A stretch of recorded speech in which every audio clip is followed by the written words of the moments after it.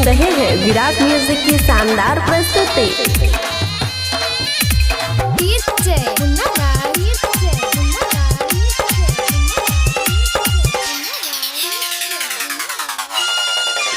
Presented by Virat music.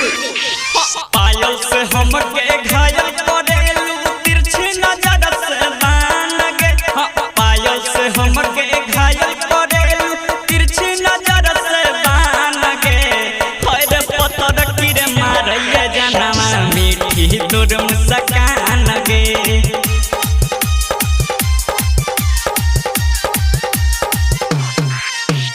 पायल से हमके घायल करेलू तिरछी नजर से बान गे। पायल से हमके घायल करेलू तिरछी नजर से बान गे।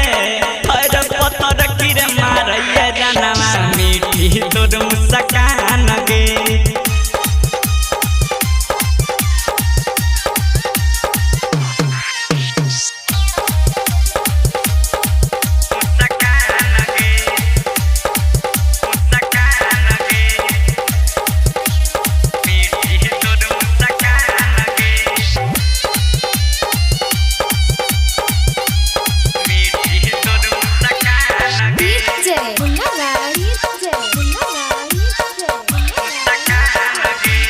सोरहो सिंगारी जब करेलू गोरिया लागेलू एकदम परी हो।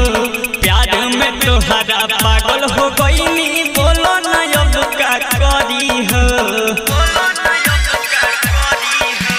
सोरहो सिंगारी जब करेलू गोरिया लागेलू एकदम परी हो।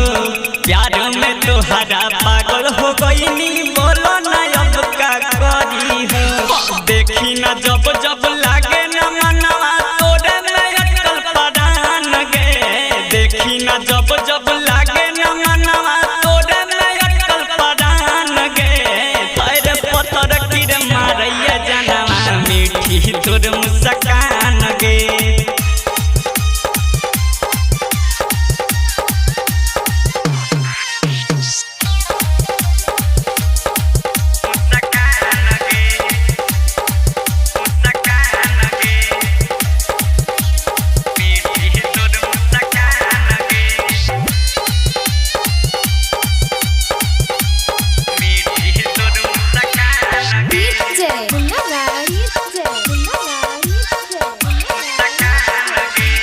कामना फरमावा से रब जी बनवाले बाटे ऐसन सुघराई हो।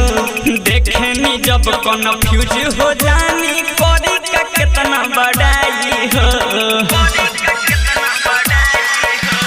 कामना फरमावा से रब जी बनवाले बाटे ऐसन सुघराई हो।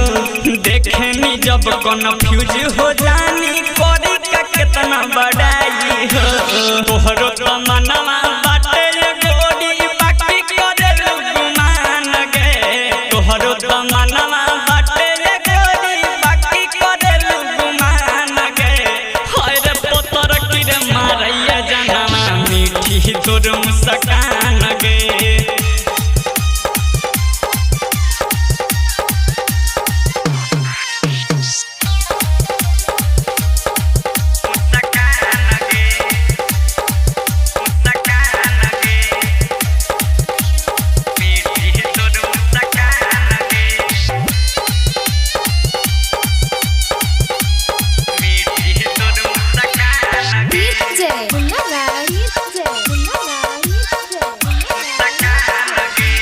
पवन खेसारिया धड़कन धनंजय सब हो तो हमारा पीछा गे।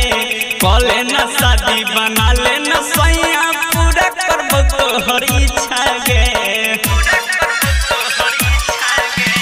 पवन खेसारिया धड़कन धनंजय सब हो तो हमारा पीछा गे। कले न शादी बना ले न सैया पूरा करबो तोहर इच्छा गे। कहेले रह जा